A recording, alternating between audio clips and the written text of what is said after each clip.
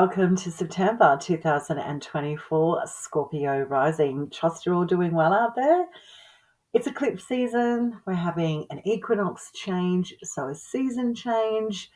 There's a lot of information to digest. So if deep analytical astrological information about your rising sign is not your jam, I appreciate that. This content may not be for you.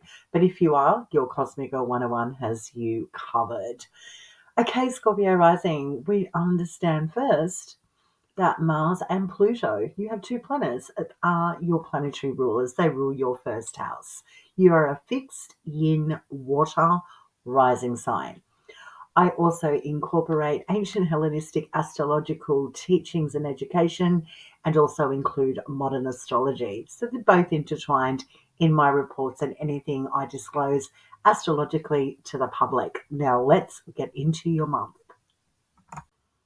On the 1st of September, your ruling planet Pluto, which has been retrograde in the sign of Aquarius, your fourth house, is now retrograding back into your third house of Capricorn and goes direct on October 11. Uranus is now also on the same day, the 1st of September, beginning its retrograde in the sign of Taurus, your seventh house, and goes direct on January 30, 2025. The other continuing planetary transits that are quite slow in the month of September, we have Neptune continuing its retrograde in Pisces, your fifth house, and goes direct on December 7. Jupiter currently transiting in Gemini. This is your eighth house and Jupiter's detriment sign. Jupiter doesn't go into a retrograde until the month of October. And Saturn is retrograding also in Pisces, your fifth house, and goes direct November 15.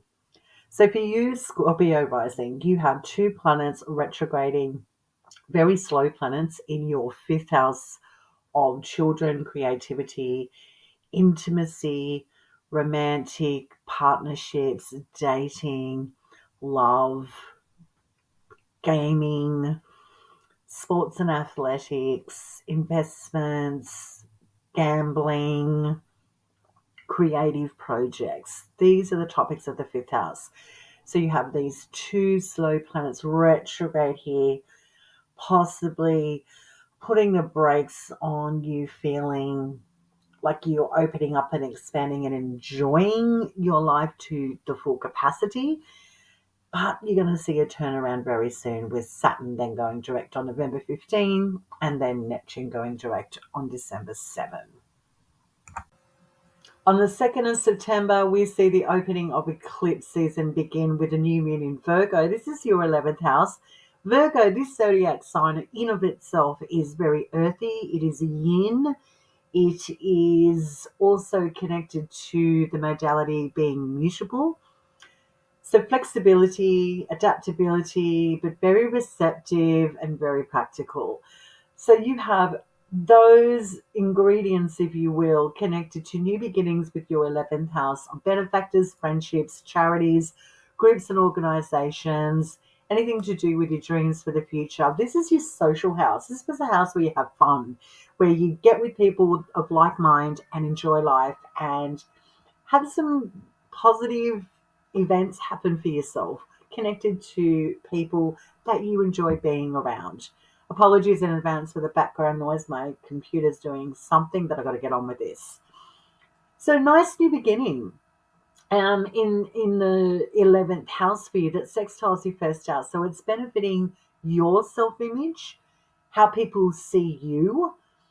Also, you may feel that people are reaching out to you for support or starting a new journey with them on the 2nd of September. Great new beginning. On the 17th, you've got a partial full moon lunar eclipse in the sign of Pisces, your fifth house, and Pisces is very mutable, like Virgo. It's a water sign, and it is also yin as well. So what's highlighted here or illuminated here is sensitive topics connected to children, anything to do with intimacy with romantic partners, investments, sports, anything to do with your creative pursuits or projects. It's a house of fame. It's a house of where you want to stand out from the crowd. So something sensitive or something is coming to the surface, if you will, to be discussed, to be revealed. You could have a partner having a deep, profound change, disclosing some very sensitive information to you about these topics on the 17th of September. The sun, our luminary, the luminary that provides life. It's abundant, it's optimistic. Who doesn't like the sun? Well, this month, oddly enough, the sun is making very difficult aspects. So let's get into what you can expect with the sun being grumpy in the month of September. Opening up the month, the sun is continuing its transit in the sign of Virgo, your 11th house. And on the 8th of September, the first aspect the sun is having, it's opposing retrograde Saturn currently in your 5th house of joy, pleasure, intimacy, all of the topics we've just been discussing. So what is the sun opposed to? And again, apologies in advance for all that background noise that my laptop's making. The sun is opposed to slow decisions, things being slowed down in your house of joy and pleasure and intimacy and fun. Now, that sounds like an odd day for me, astrologically, when I see the sun opposed Saturn in of itself, because the sun is about, giving life force, providing optimism and joy. And Saturn is about being deliberate, taking its time, and it has got this real wisdom about understanding you don't need to rush. So the sun in your 11th house of benefactors, friends, dreams, goals, your social activities is asking Saturn to not be so slow to take action in enjoying life in the house of joy and pleasure. So it can be a difficult day to navigate on the 8th of September. On the 12th, the sun then squares Jupiter. Jupiter, this planet in of itself is abundant and life-giving and very optimistic, just like the sun. But the sun is squaring Jupiter, which is currently in its detriment sign of Gemini, your 8th house of shared resources and your financial space. So there's what's squares in of themselves are about conflict, but it's conflict you know about. It's not a surprise. So what's difficult to navigate is creating balance with being really optimistic about connecting with friends, groups, and allies that have a sense of your shared resources with a partner or your own money. There's like a problem of it being an organic exchange. So another difficult day to navigate on the 12th of September. On the 20th, the sun then opposes retrograde Neptune in Pisces, your 5th house. The sun is opposed to Neptune, seeing the forest for the trees and being certain, because Neptune, when it's retrograde, it's not as prone to being overly romantic and overly dreamy and future oriented. So the sun is asking retrograde Neptune to maybe not be so decisive. So there's a difficult transit to navigate as well on the 20th of September.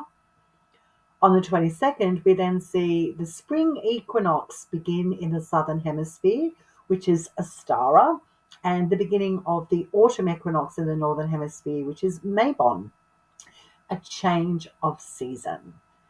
The same day when the sun ingresses into the sign of Libra, it's full position, your 12th house, until October 22nd.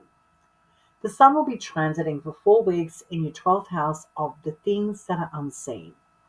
So with the sun, that optimistic, life-giving luminary in your 12th house of the things unseen, what could be happening for you as a Scorpio rising is establishing and recognizing things that need to be dealt with that are chronic.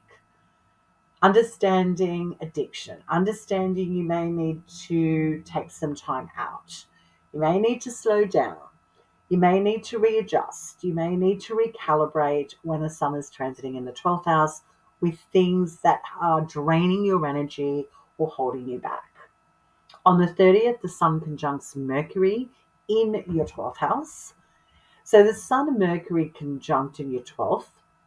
This is information communication or a thought process now changing in regards to those 12th house topics of getting on top of anything chronic or establishing your sense of needing to possibly take a retreat, take some time out, or talk about a procedure, be it medical or psychological, that you need to start. This is the day where you may begin the proverbial end of clearing out anything that seems out of balance.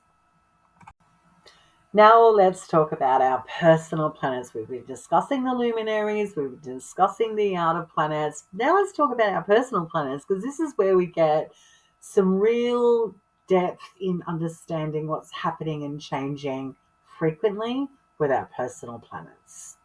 Mars, which is your ruling planet, other than lovely Pluto, opening up the month of September, continues its transit in the sign of Gemini, your 8th house of shared resources and finances.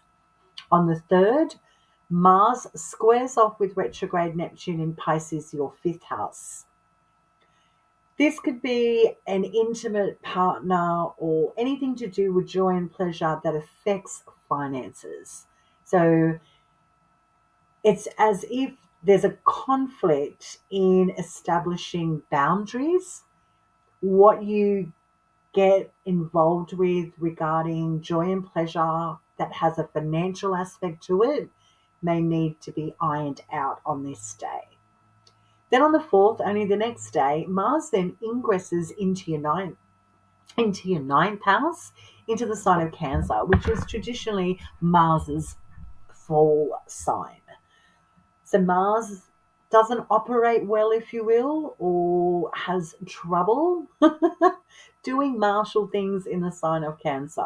Quite simply, Cancer is a water sign, Mars is a fire sign. So Mars can heat up water and make it bubble and boil. Water can put out fire, create steam and passion. So this is an interesting transit for you, Scorpio rising, because Mars is going into that 9th house of expansion, be it through the mind or physical journeys.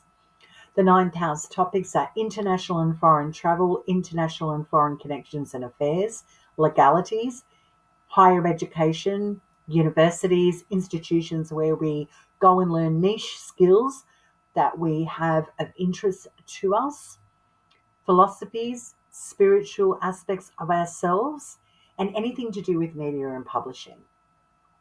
So Mars transiting here from the 4th of September to November 3rd, this is where you can experience a shake-up of emotions regarding people being sensitive and you wanting to take action because it's your ruling planet. So there is a degree of frustration that you may be experiencing with those 9th house topics where your planet is transiting in a sign that it doesn't really like being in, which is considering the emotional repercussions of your actions with the 9th house topics. Your 9th house actually trines your 1st house of yourself, your image, your physical body.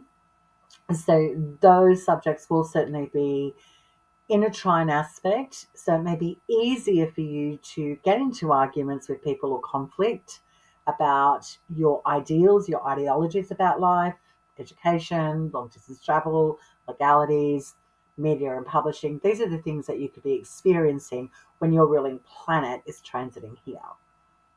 On the 30th, Mars trines retrograde Saturn, Pisces, your 5th house of joy and pleasure, children, intimacy, all those subjects we've been discussing.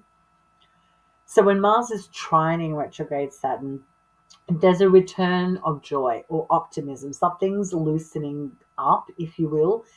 The delays may now start to be seen as wise decisions connected to your ninth house topics. So this is a return of information or communication that is beneficial. So what you have been holding back or what has been seemed to you as draining your energy or something slow to move, something lands on this day that is supporting your ninth house and also uplifting that house of joy and pleasure. Nice day to mark in your calendar on the 30th of September. Venus, our planet of relationship, love, and social connection, is transiting in her domicile sign of Libra, opening up the month of September. This is your 12th house. Venus also rules your 7th house of partnership, marriage, endings, pleasure, contracts, and negotiations.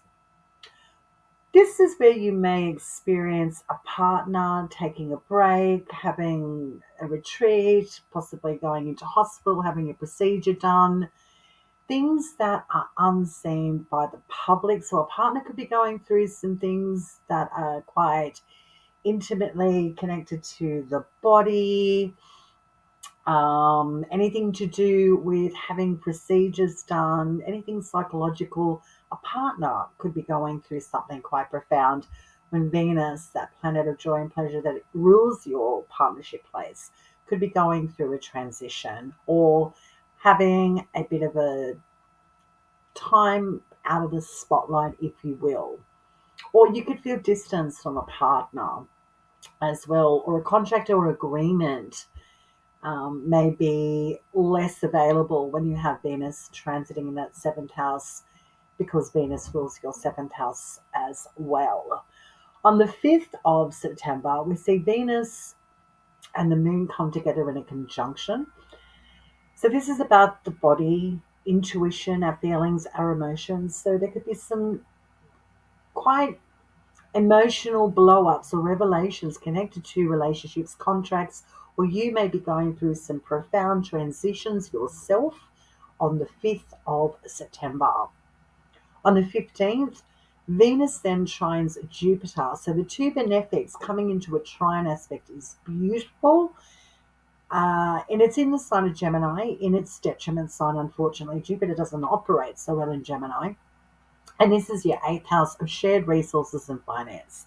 So what could be easier is affording a holiday trip with a partner, taking some time out together, or a partner could land a lucrative contract, or shared resources seem to be beneficial for you on this day, on the 15th of September.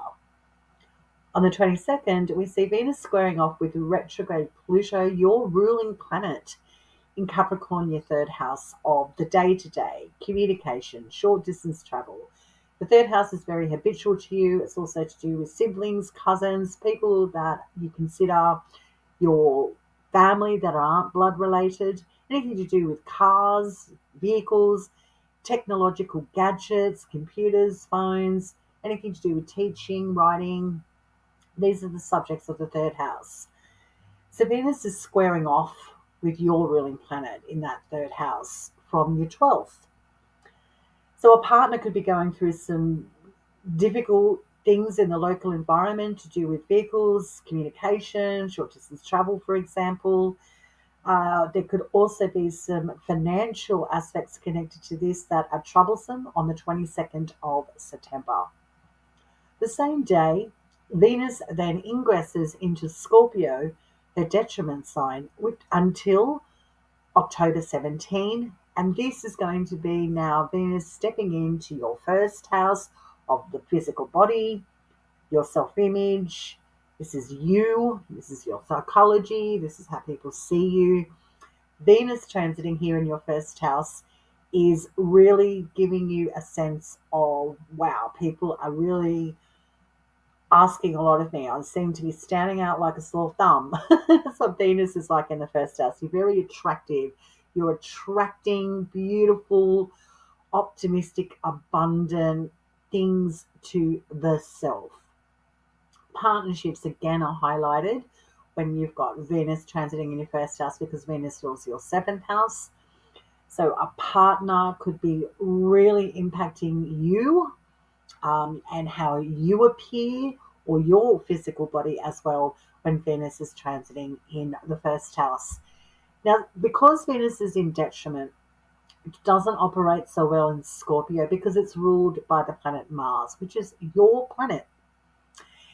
So this could be Venus really opposed to conflict.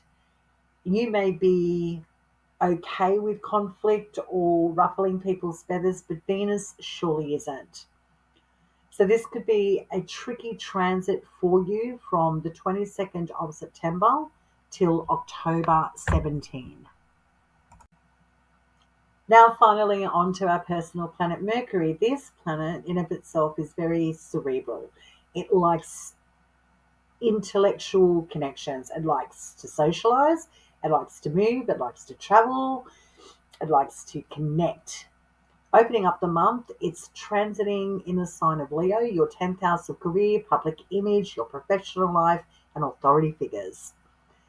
So lots of adjusting and changes going on in your professional life is something I think you may be experiencing up until the 9th of September, when Mercury then ingresses into Virgo, your 11th house, its sign of exaltation and domicile, up until the 26th of September. Mercury here in your 11th house of benefactors that support your career, friendships, groups and societies, your social house, connected to dreams and goals and aspirations for your future. Mercury here can see you very active in social connections. You could be having a lot of meetings, going to a lot of social gatherings with parties or events, political events, getting involved with public relations, for example. Mercury can highlight these topics in your 11th house. So expect an activation of activity mentally, socially. You're on the move when Mercury transits here from the 9th of September to the 26th of September. On the 18th, Mercury opposes retrograde Saturn in Pisces, your fifth house. So all this social activity and all this connection with allies and getting involved with groups and friendships and your goals for the future. Mercury is opposed to Saturn being so slow and deliberate in regards to taking a risk, or even a partner isn't on board with what's going on in that 11th house of social activity. On the 25th, we see Mercury then oppose retrograde Neptune in your fifth house. So Mercury is opposed, friendships, groups and allies, goals for the future, they're opposed to retrograde Neptune being too realistic. So it's what I'm getting here for you, Scorpio rising, is you're being a little bit more reserved, and your friendships and the groups that you're connected to socially are a little bit thrown off by that. But you do you. Then on the 26th, Mercury ingresses into Libra, your 12th house, until October 13. So activity, communication, lots of documentation, lots of things to consider when Mercury is transiting that 12th house, which could also be influencing significant contracts, agreements, and your partnerships. And you may also see an uptick in cerebral activity. So if you suffer from any mental health issues, take it easy when Mercury is transiting in that 12th house, because Mercury can really amplify the talking, the psychological part of your chart. So it may be difficult to navigate, or a partner could have some trouble in being decisive when Mercury is transiting in that 12th house that rules your partnerships as well.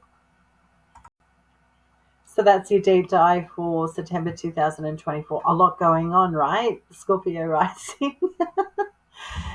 It's interesting for all of us. But look, thanks so much for tuning in to the video. If you like this content or you get some value from it, please consider hitting the bell for future notifications about videos I upload here on the Cosmic Girl 101 YouTube channel. Consider subscribing if you haven't done already. It really does support the channel. Also, consider sharing the video to other astrology enthusiasts in your circle that may be interested in this subject as well. And consider liking the video. It helps the video reach people that also too like astrology that you don't know about. I also encourage leaving comments in the comments section below. How's your lived learn experience playing out in the real world, if you will? Instead of talking about it, feel free to leave any comments below. I've also attached my email address, so if you'd like to connect with me, you can connect with me at the email address that I provided at the beginning of the video. Have a fabulous month, Scorpio rising, and I will catch you next time.